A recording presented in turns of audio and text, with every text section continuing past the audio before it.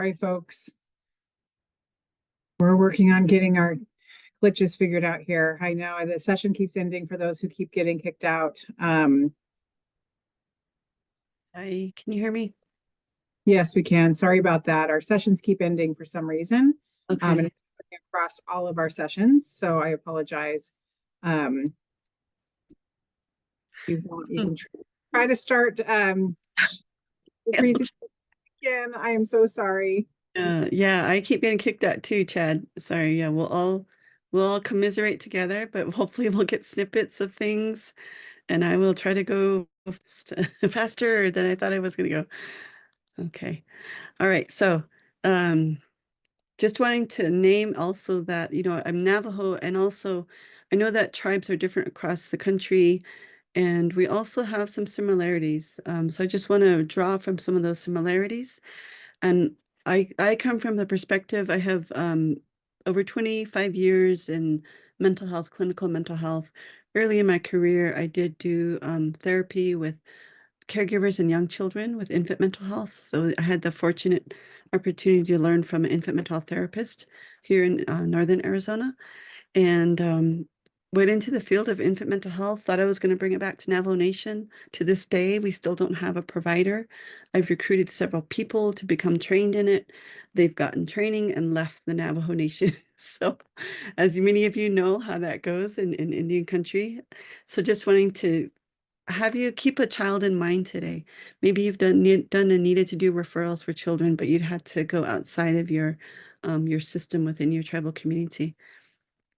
And I also want to keep in mind and hold, yes, we have all of these things. You probably hear about trauma, we hear about the stories.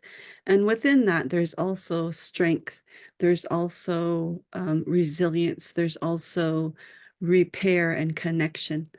So I just wanted to name all of these things that we've had in place for millennia as Native peoples before colonization, before contact with Europeans. So just wanting to name this also, that we had our own doctors, psychologists, bone specialists, midwives, pharmacists, forms of governing injustice, our own systems of community, of childcare support, kinship and astrology, all of these systems, herbology, all of those. Just wanting to name and raise those up as a part of this infant mental health perspective that I bring in the Western and the cultural part in the way that I understand it in my culture, and from what I've learned also in working with tribal communities across the country. When I was doing technical assistance for the launch grants and the infant mental health grants. So many of you have probably seen this 0 to 3 definition. I noticed they changed it on their website. I'm just going to read it briefly, but what it says is like, what is infant mental health? A lot of people think about, oh, it's therapy to young children, but yes and no. Really, when it's clinical, the client is not the baby and it's not the parent. In infant mental health therapeutic settings, the client is their relationship. What is that connection between them? And the field of infant mental health can also fall along promotion, prevention, intervention, continuum, not just treatment alone. So I'm going to read it from the top here. It says infant early childhood mental health, sometimes referred to as social and emotional development. It's the developing capacity and ability of a child from birth to 5 to be able to form close and secure adult and peer relationships. At the same time, experience, manage, and express a full range of emotions. So, like anger, happiness, sadness, joy. And while they're forming the relationships, feeling all the feelings, experiencing them, they're also exploring and learning in their environment. And they're doing all of that in the context of family, community, culture, and in these settings here in ECE early learning settings, or in home childcare settings, or if you're a home visitor in the home. So strategies in this field fall along that continuum as I just shared. And the way that I've defined it, we've been practicing as Indigenous peoples infant mental health for millennia. And I say that because in the field of infant mental health, if you've ever been to a training, they say relationships, relationships, relationships, right? The core of everything. In early learning programs, you hear from NAEYC, all of those accreditations, they talk about what is the relationship like with teacher and child. And also, if we follow the parallel process of do unto others as you'd have others do unto others, so like the golden or platinum rule, I don't know what's more expensive now, probably not platinum, but gold in this economy, but really about like me as a grandmother, I'm going to treat my son and daughter-in-law the way I want them to treat my grandbaby, as opposed to do unto others as others do unto you. You switch it. Do unto others as you had others do unto others. So that parallel process. How do directors and administrators support and treat teachers? Therefore, how do teachers then support and treat children and care for children? How do administrators care for teachers? So that parallel process is, encompassed in all of this. So that first one, blue, that relationships, caregiver child at the basic level. And then we have administrator caregiver. Then we have director to administrators. And maybe director, who is their board that they report to, or their overall administrators. How does that trickle down? In our cultures, we talk about clan membership. What are attributes of clans? When a baby is born, what are those welcoming ceremonies, connection ceremonies to family and culture, to Mother Earth and nature? And then, what is the relationship at that point? What is that starting point for that baby to be introduced to the deities and nature in your community, in your culture? And then emotions, modeling parents, grandparents, extended family. If you look up on YouTube, there are lots of examples of young children dancing here in the Southwest, all over the country. There's a few of them that I really enjoy, and some of them are Zuni dancing, Hopi dancing, other Pueblo dances, and also there's some in Apache for New Mexico and Arizona, there's sunrise dances. But there's like 3 and 4-year-olds dancing along. And during the pandemic, there was one YouTube video where I think it was Hopi I saw on the video. It was a dance inside a home, and dancers were coming in, and all the adults and children were sitting along the wall edges. They were singing and dancing, and they were dressed up in their regalia for the ceremony. And, the 1-year-olds, 2-year-olds want to run around all the time, right? They won't sit still. Well, in this video, you can see little 1-year-olds sitting still, watching everyone dance. There's modeling there, real-time modeling. So just wanting to share that emotions and modeling for parents, caregivers, grandparents, and extended family was there for us traditionally and culturally. And then environment and growth, again, bringing in home, animals, plants, trees, rocks, mountains, streams, rivers, lakes, clouds, all of those, as being a part of our relatives and our family, and teaching young children this, having respect for these other entities and elements that are our relatives. And then family, community, and culture. The way that, we have teachings about how to raise children, or we're reclaiming me as a parent, reclaiming my culture, reclaiming my language, reclaiming my traditional practices, leaning into ceremony with my children, having ceremony a month before birth for the birth to go smoothly, and then having first laugh ceremonies for my children. All of those as being a part of creation stories and ways to appropriately raise children connected to culture.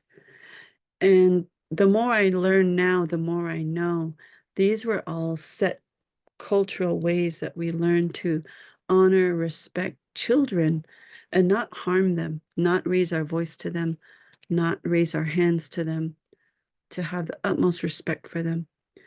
So, knowing what I know now, I really would have appreciated, and I love some of these home visiting programs that come to families' homes and bring in culture and provide those teachings. So just wanting to share that these creation stories are our ways of being in community and culture with young children. And I just wanted to share this little visual of that definition of infant mental health. Children grow in all areas of development. Many of you who are teachers, you know of these, like maybe you have, if you're a Head Start program, you have all of these areas to track for each child, right? So it'd be nice if each child was tracked this way from kindergarten through high school. I, right, I think at kindergarten, they mostly focus on just cognitive learning, right? And just wanting to share that in each of these areas, when you're infant mental health informed, I've known teachers that were infant mental health informed. I've known directors that were infant mental health informed. They just didn't know that this is what they were doing. This is the work they were doing. But they come with a trauma-informed approach. They come with knowing developmental knowledge in each of these areas. They come knowing the importance of attachment relationships, bonding relationships. And they also come with self-reflection, thinking about how was I as a teacher today? How was I as an administrator today? Or a parent also having this perspective. How was my parenting today? Oh, I shouldn't have raised my voice. I'm share that I'm doing my best to be a better parent. I have generation gaps in my children. My youngest is 12. My oldest is just turned 34 a couple of weeks ago. And I wish I knew a lot more when my oldest kids were young. I'm a recovering yeller. I used to yell a lot. And I think I learned that from, my parents who were yellers, and they learned that from their parents because they were in boarding school generationally. I was never in boarding school, but I still feel those effects. Um, just wanting to share this part. When we add in the Indigenous perspective, you see that larger turquoise box there, where we bring in the child and the caregiver. Child at the center, the developing all those domains, the parent and caregiver with, supporting the child, being the holder, seer, caregiver of the child, being their secure base, being the person they go to when they fall, get hurt. And as a teacher, this is you. As a child falls or spills something, they get upset, you come over and support. They see you, oh, you're my safety person. And then when we bring in spirituality and culture, also considering where's your center at? Where is it built? Is it near cultural places, significant places of offerings?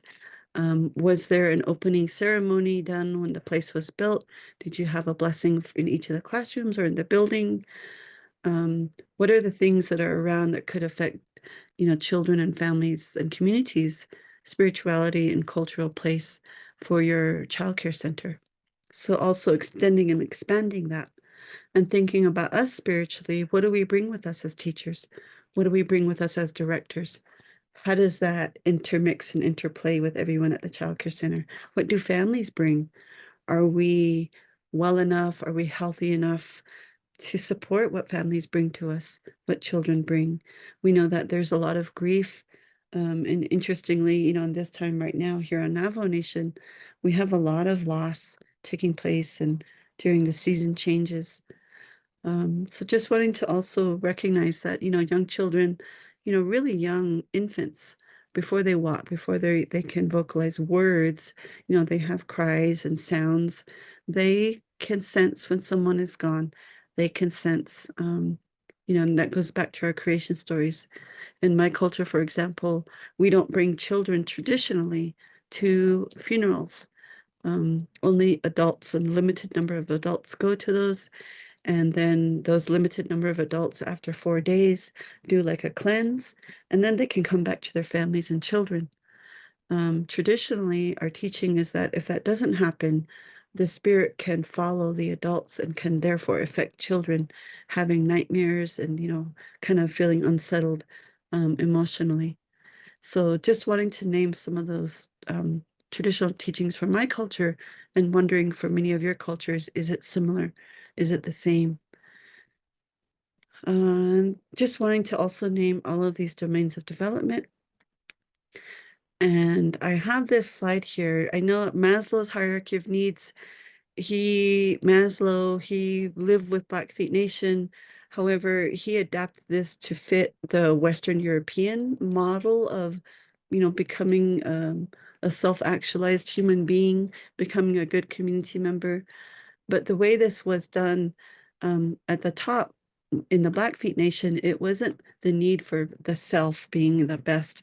It was the need for the community being the best. I'll share an article with you later in the chat.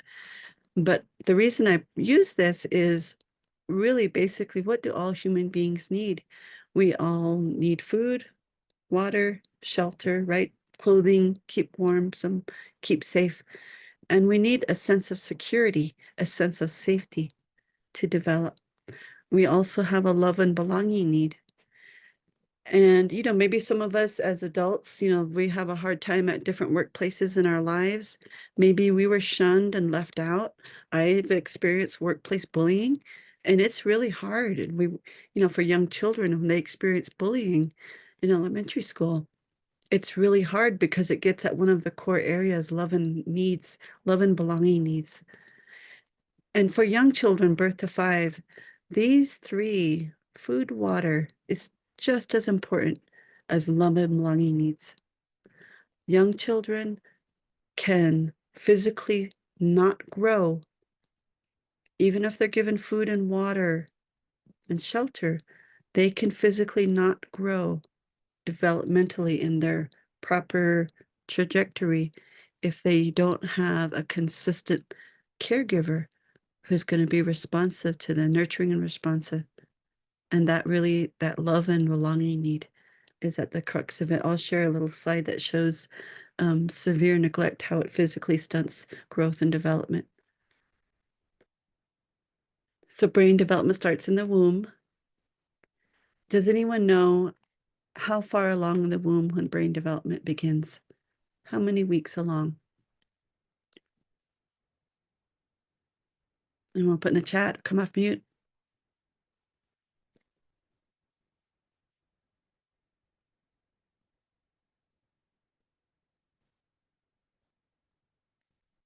Four weeks, 2 weeks, 6, yeah. 2 to 3 weeks after conception. It's when our neural tube starts to develop. We start getting the neural tube, like it look like a shrimp. Then we get little nubs, and we start to get a little tail. We look like a little frog, maybe. Yeah, 2 to 3 weeks after conception is when when we start brain development starts. Yep, good guesses, good guesses. Then I'll move to the next slide. So at what age are 90% of our brain cells connected? At what age are 90% of our brain connections made? Any guesses?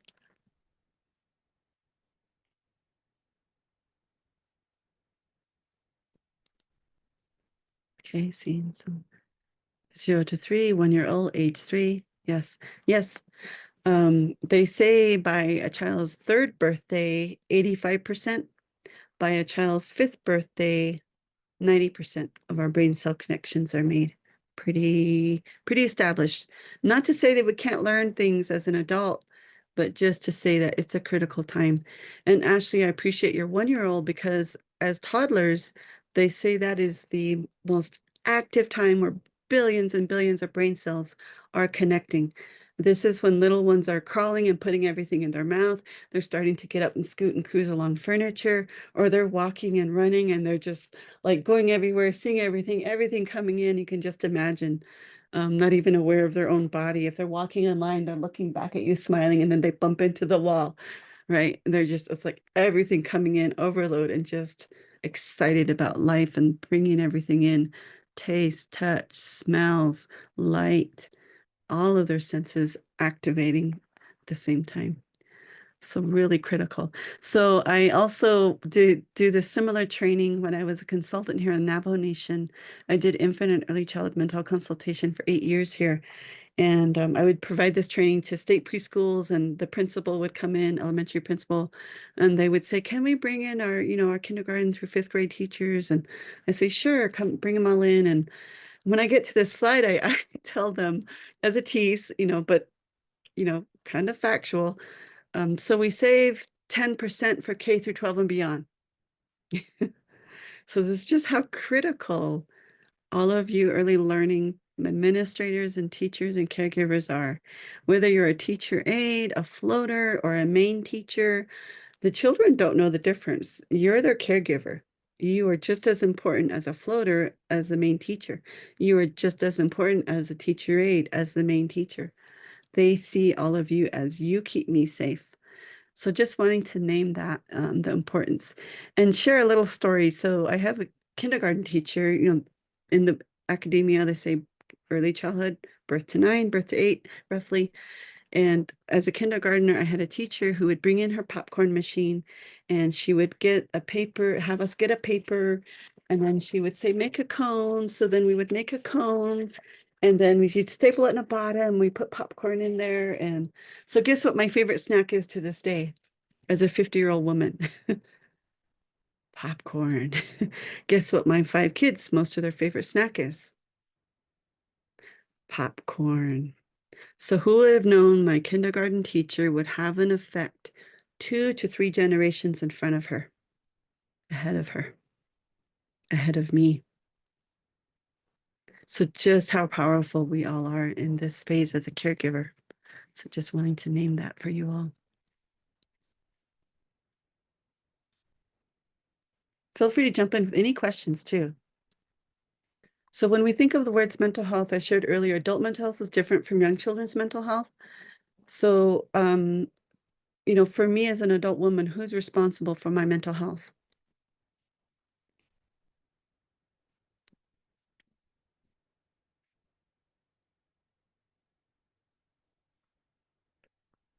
Yes, me. Okay, as a 6-month-old, yes, you yourself as an adult, yes. I'm not going to say to my husband, you're responsible to keep me happy. I'm not going to say to my parents, you keep me happy. No, I'm 50. I keep myself happy, right? Yes. And it's nice, yes, Lorena, when family and others keep us happy. So for young children, yes, Lorena, young children, it's their caregivers at home and the teachers at school that keep young children happy, support their mental health. Absolutely. Yeah, so just wanting to name that when we think of infant mental health, yes, it's about the kids and it's also about the caregivers. It's about them and their relationship.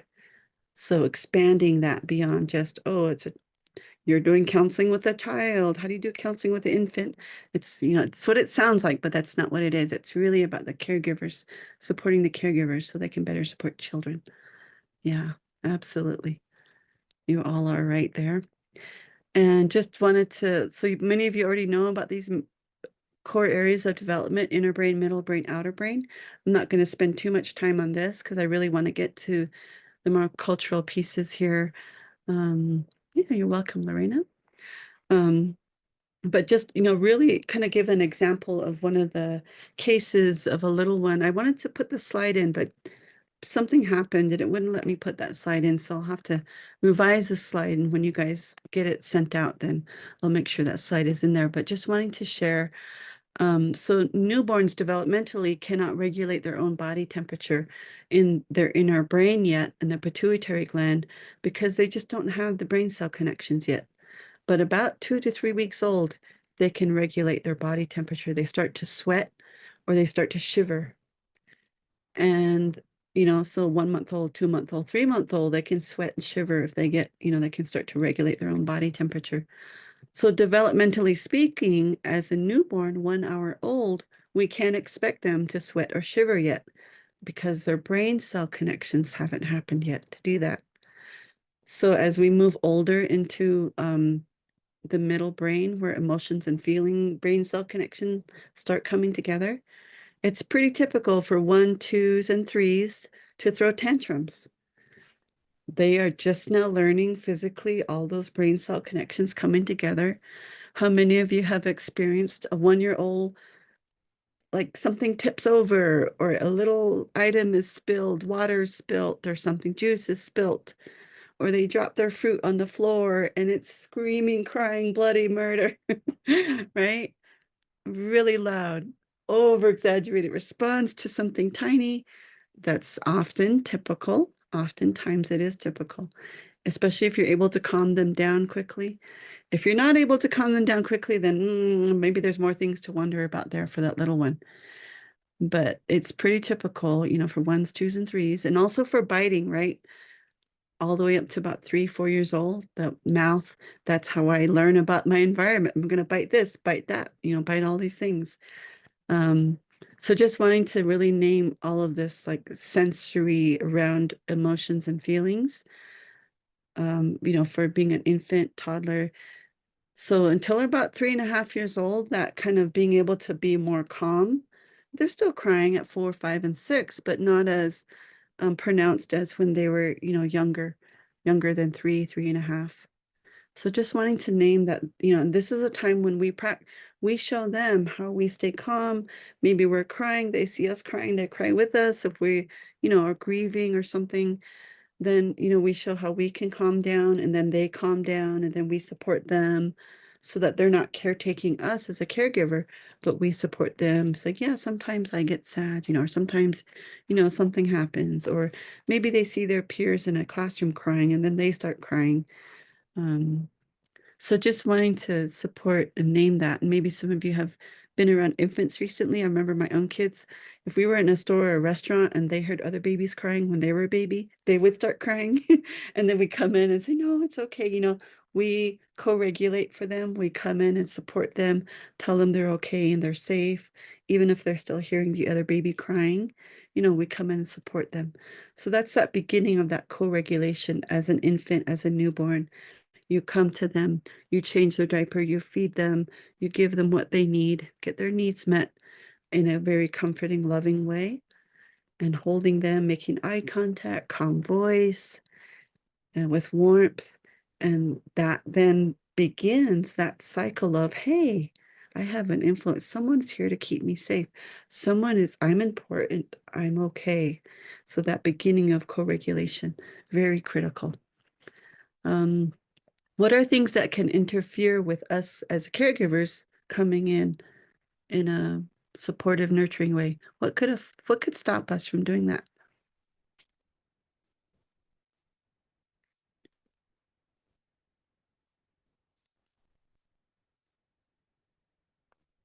Seeing some things in the chat here. Yeah, our own emotional dysregulation, absolutely. Our own mental health, if it's not doing so well. Yeah. Feeling triggered or stressed. Yes, absolutely. Also, another thing that we don't often think about, yes, domestic violence. It could stop us from responding. Maybe an actual physical, someone not letting us respond to our own crying baby, or yes, substance abuse. Yeah, attachment disruption, absolutely. Trauma, our own trauma, yes, our baby's trauma. Even medical trauma. Yes, that's where I was going also. Postpartum depression or anxiety. There's also newer studies on not just maternal depression, but paternal depression as well. And oftentimes that happening until a child's 1 year old and older. And maternal depression with newer studies showing that it can last up to 5 years after baby's born. So lots of things to think about in what would stop us from, giving nurturing, responsive caregiving to young children. And knowing that as a teacher or as a director, what supports do we provide to families? I'm sure you have like home visiting programs and different learning parenting programs that you maybe referred families to, but being on the lookout for those. And then outer brain, usually when kids, there's always outer brain learning happening. You've probably seen videos where, or maybe you have newborns and little ones, a few weeks old, that you've like open your mouth, close your mouth, open your mouth, close your mouth. They will start to copy you. And when they get tired, it's like, oh, overload learning. They look away, they arch their back, they start crying, squirming, because they just learned so much, right? So this outer brain learning is always happening, but it's really exponential when, young kids become older than 3.5, 4, 5. We know that they're all very different, but also this part of outer brain learning how to calm ourselves, learning how, okay, there's a consequence. If I throw this big heavy car, it's going to hurt somebody, learning that outer brain thinking, cause and effect, and learning how to stack blocks, having that focus, concentration.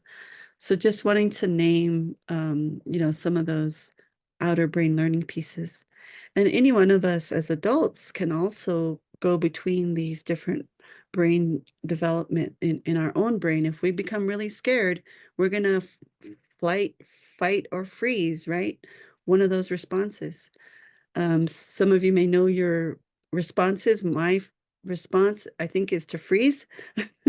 And then I run, maybe. I'm not a fighter, that kind of a fighter, but maybe I would be if I really had to be.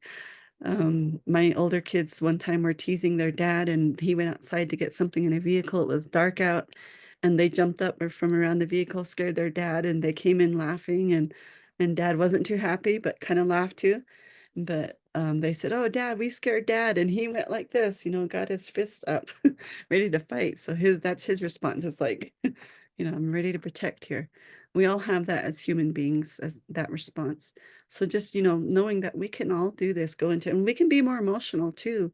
The moon has an effect on our emotions and feelings. I know when I'm feeling uncentered, I'll often burn cedar or sage, and we'll need to pray. Yeah, okay. Kiki, you're a freezer. Yeah, okay, your sister's a fighter. Yeah. Okay, thank you for sharing that. And also knowing that if we get tired, hungry, tired, lonely, we could get angry. We could go into our middle brain functioning. And as teachers and caregivers, at home or at school, how do you take care of yourself?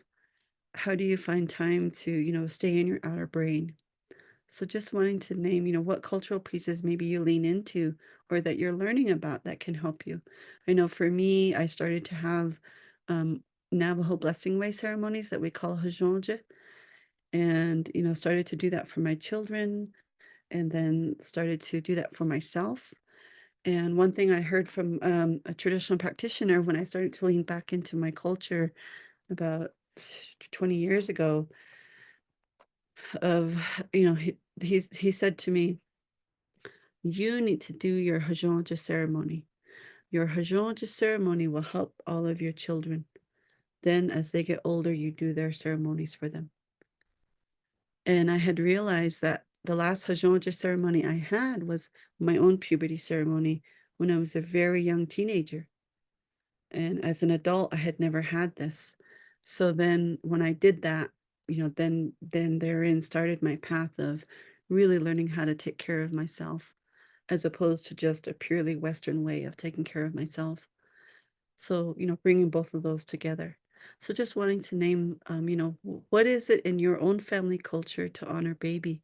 Maybe in your communities, you have different um, coming together ceremonies. I know there are, oh, I see something in the chat here.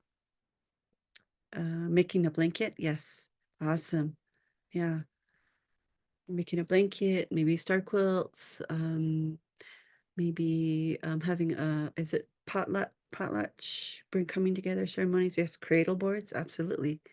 Yeah, when I had leaned into my own culture for my two youngest children, we had cradle boards for them.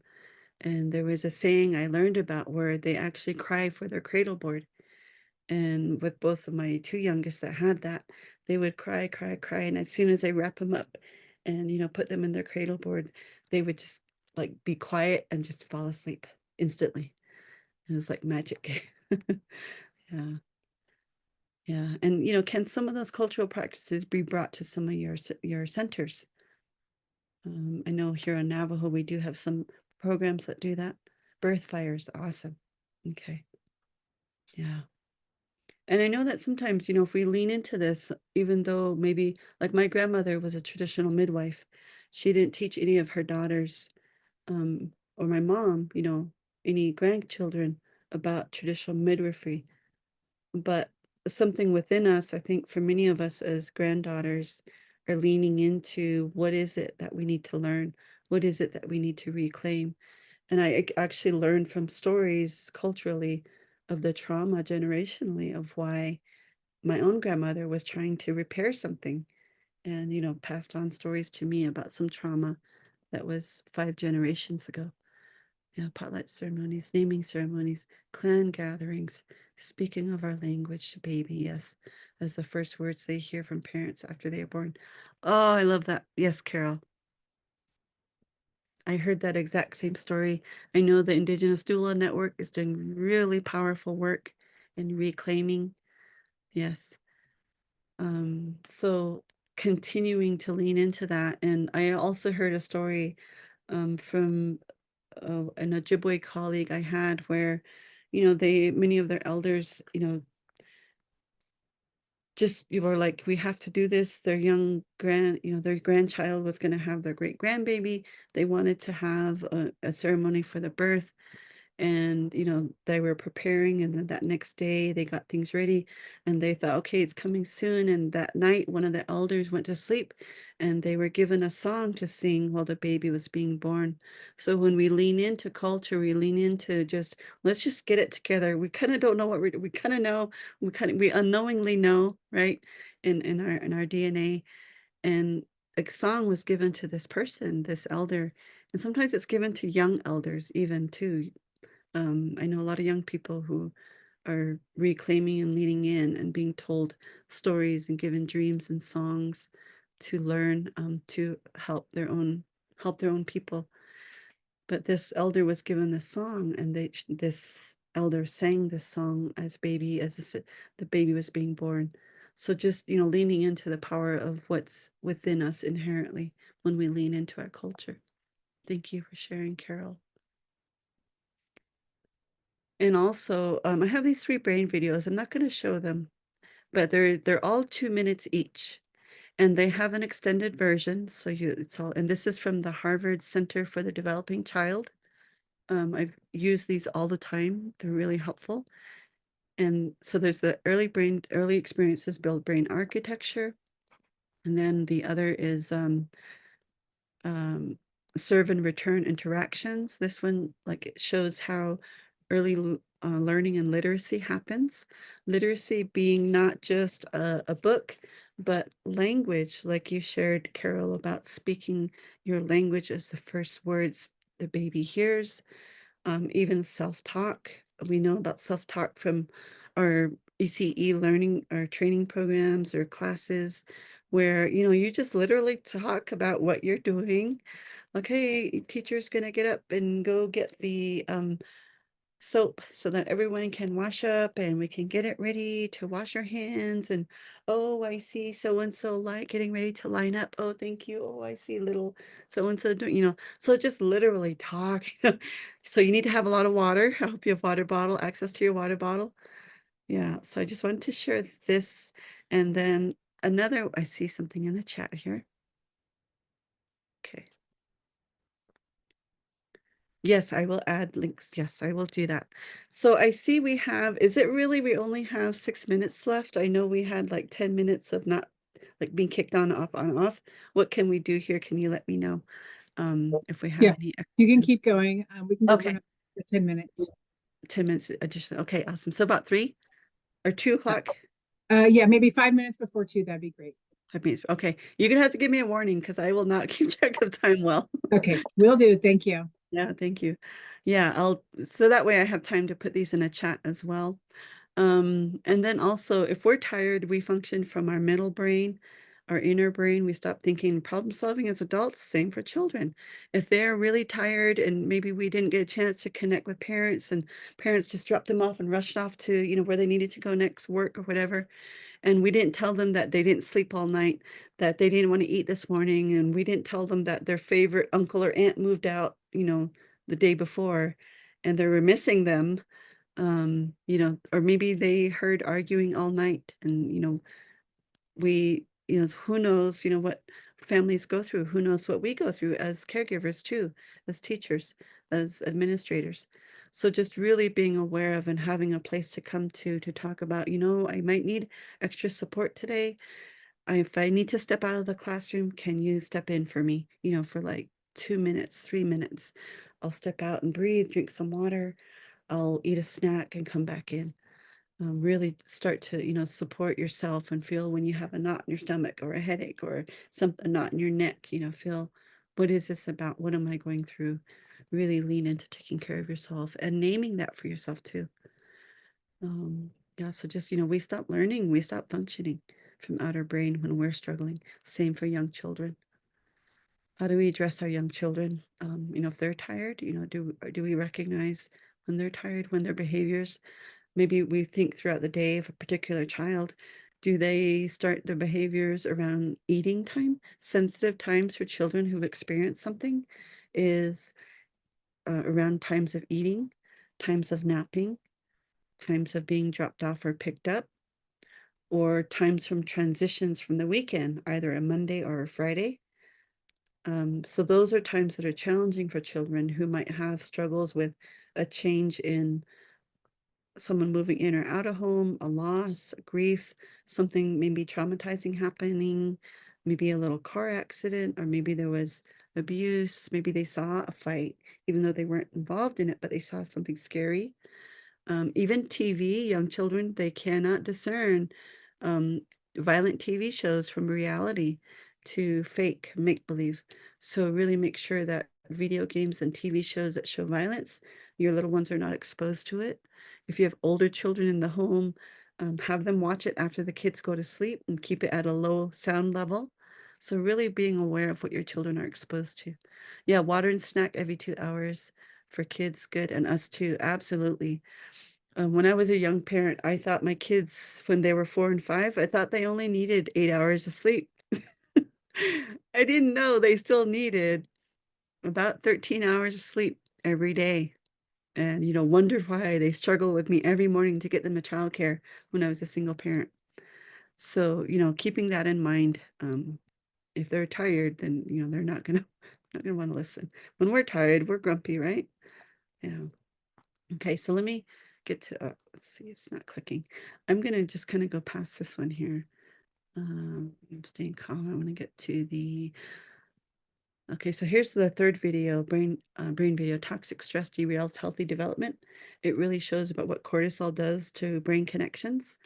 If there's a lot of stress and there's no responsive caregiving right away, this cortisol can keep being emitted into our brain. Pituitary gland emits the cortisol stress hormone. And the stress hormone helps us to like fight, flight, or freeze. And for young children, if it's constantly activated when there's no response to it from a caregiver, it can be on all the time and they could be very tired all the time, even if they get enough sleep. So really supporting that child and providing them a sense of safety and security. So that's what this video talks about, and it really has good visuals about it.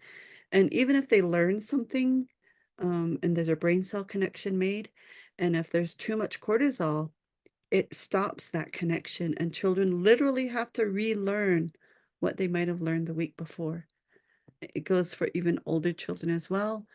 And we know as adults, if we experience a lot of stress, we also forget things, right? And I see something in the chat here. Thank you, Carol. Many tribes are also creating language immersion, early learning programs, leading to who are being raised to speak their indigenous language, yes, as their primary language. Awesome. English as a secondary language. Video speaks about the benefits of bilingual. Thank you, Carol, for putting that in the chat. Yes, bilingualism, not specifically to indigenous language. Yes, bilingualism, one of the things that we see is like we might think, oh, they're not using much language, they're not talking much, or they're behind developmentally in their speech. Really, it could be that they're learning 2 or 3 or more languages. And later research shows that learning more than one language very young, children excel exponentially later in life. And I have that, with my own children, when I spoke more Navajo to them, as I learned more, they did a lot better in school. So just wanting to name that. Thank you, Carol, for naming that too. Okay, so there's never a baby in a relationship, what I described earlier. Never just a baby, sorry. It's a baby in a relationship. So always think of together. So you as a teacher, think of ECE as childcare. Often we think, oh, ECE, ABCs, 1, 2, 3. When you think of ECE, early learning programs, think of caregiver and little one. Always in this dyad, always in a relationship. So I encourage you to bring that to your everyday thinking. I know many of you do that already, but continue to do that at your ECE and also at home, and teaching that to caregivers as well. So this is that one little kind of cycle I described earlier about for a baby, when they're hungry, they start crying, a newborn, we meet their needs, they cry right here. We meet their needs, we come in nurturing, responsive caregiving, and then the baby's calmed. So then, they might laugh, they might interact, smile, they're learning something new. Oh, I learned that when I make a sound, they come to me. I learned that when I make a squeal really loud, they come to me. Building, and that builds relationships, that builds that connection. And as we move along in this too, they want to know that every time they cry, someone will come and help them. That's creating that consistency, that routine, the responsiveness in the relationship. And this is when trust and self-esteem start to develop. It translates to adulthood, self-esteem, teenage, young child self-esteem. When a sense of feeling safe and secure develops, oh, everything will be okay. They have this belief that everything will be okay. Children want predictability and structure. And I see some things in the chat here. Take a look at these. Yeah, Senator. Yeah, thank you, Carol. Awesome, Carol. Carol, thank you so much for co-presenting with me. Yeah, Carol found it and she put it in the chat here. Yeah, so there's the first two, and I think the third one's going to be the toxic stress one. Yep, these are exactly the ones that are in there. Thank you, Carol. And the other part here that I wanted to share about. So when we give responsive caregiving, here's our baseline, right? If we were all to get our little heart rate, we'll go 2 more minutes and then I'll see if there's any question or anything, put them in the chat now. But if we did this, we're all resting, we might be about 60, 65 beats per 70, maybe, per minute. And if we start getting up, moving around, or if we start laughing, the heart rate goes up. If we start crying, our heart rate goes up. Same for infants and young children. So if they start crying and we respond to them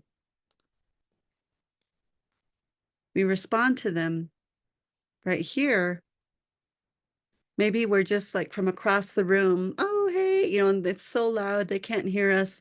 They keep crying and their heart rate goes up even more. Finally, when we walk over, we come in, we touch them, we give them a soft, hey, little one, I'm here, teacher's here, we pick them up. And then they stop crying, their heart rate goes down, back to normal, okay? These happen within split seconds, it happens within 2 to 3 seconds. But, if we don't have any response in caregiving, this will continue to rise and rise and rise. So when would be the best time to teach co-regulation? To teach when should we respond to them along this, when they start to release their cortisol? When would be the best time to respond to them?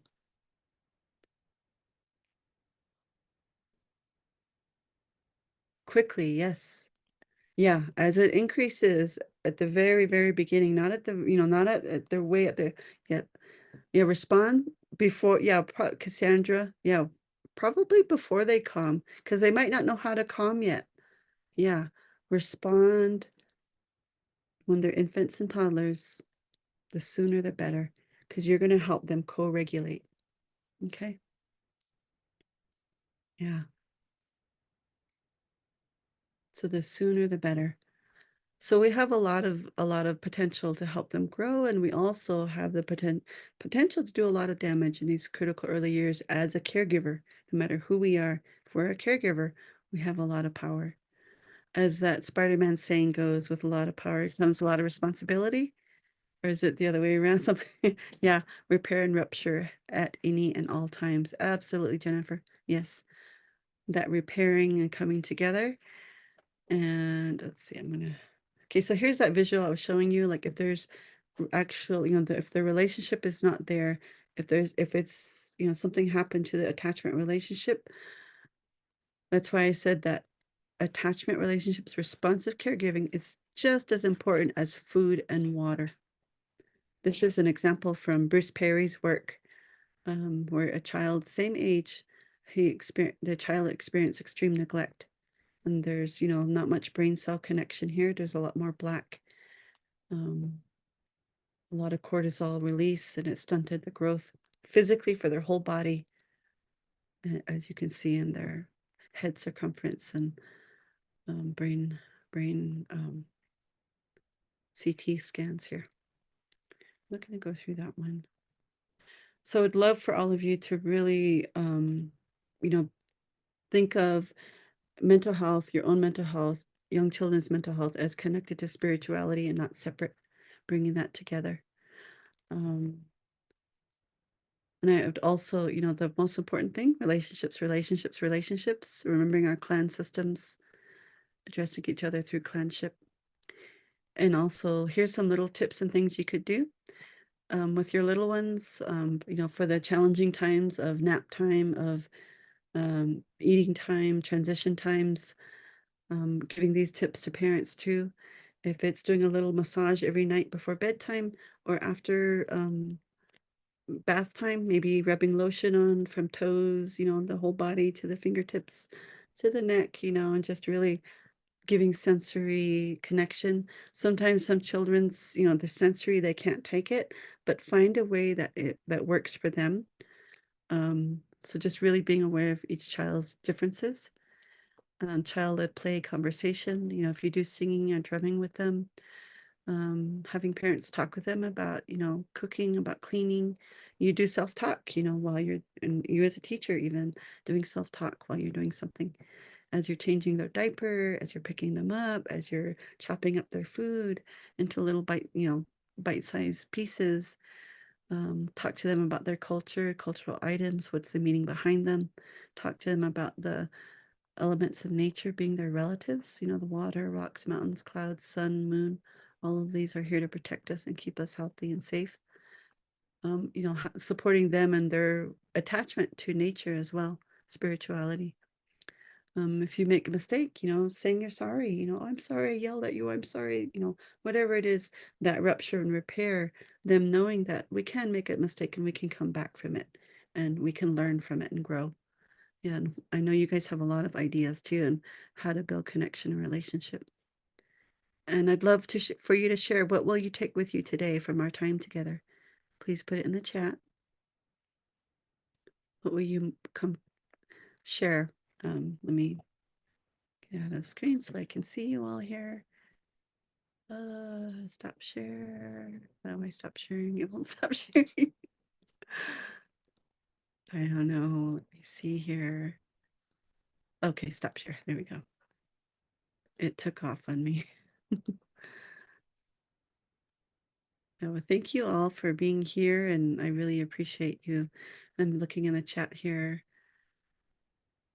Dawn, I just wanted to let you know I unmuted. So the video that I just dropped in chat, I didn't put the explanation of what it is, but it's actually the University of British Columbia, I think, has an open anytime class that's nurturing childhoods through Indigenous ways of knowing.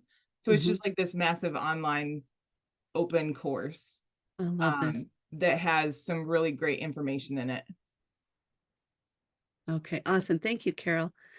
Yeah, that, to all of our point, we unknowingly know, our cultural practices have millennia of knowledge and wisdom in it, and leaning back into it is, I'm sure all of you are doing and leaning into in this, Western structure. And, we can get so distracted, easily distracted, but, I bet you also get those attachment reassurances after you do a prayer or use sage or sweetgrass or cedar. You might see a bird come to your window, or you might hear, a bird in the sky, a wind or a breeze might come, or the water might come up and splash you if you're near the water. They give us reassurance that they see us too. So thank you all as well. I really appreciate you and remembering, non ado and what I said in Navajo is, it is in beauty and in balance again, rupture and repair. And we say that after every prayer and song in my culture. Thank you, everyone. Thank you, Dawn. This was a great session. We are at the 2:00 hour, and I just wanted to let everybody know we did have to create a new Zoom link for session A. I dropped that into the chat. So the 2:00 session is protecting your children from offenders.